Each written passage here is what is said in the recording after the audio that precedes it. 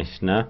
Now come to the political group speakers. For the EPP group, Mrs. Bauer for 1.5 minutes. So much, dear Madam President, dear Commissioner, distinguished colleagues.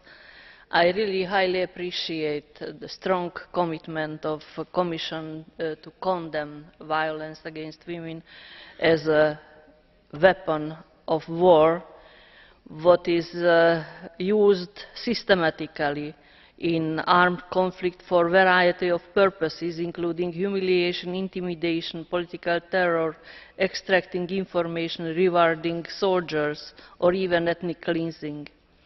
Violence against women in armed conflict is largely based on traditional views on women as property.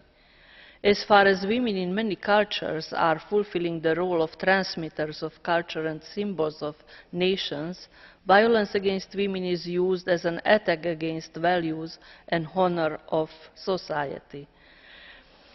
The Rome Statute of International Criminal Court recognizes sexual violence as a part of attack against civilians, against humanity, as a war crime.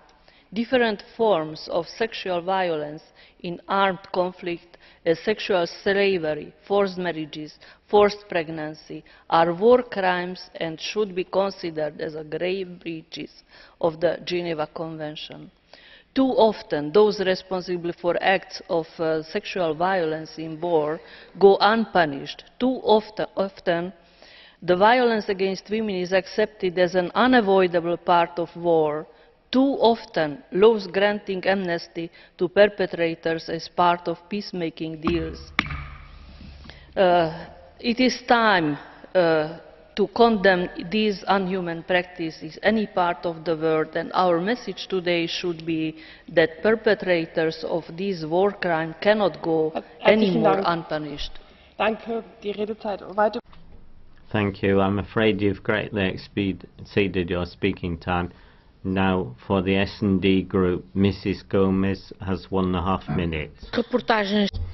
As opposed to the reports we're now receiving from Libya, where we only see men on the front line, the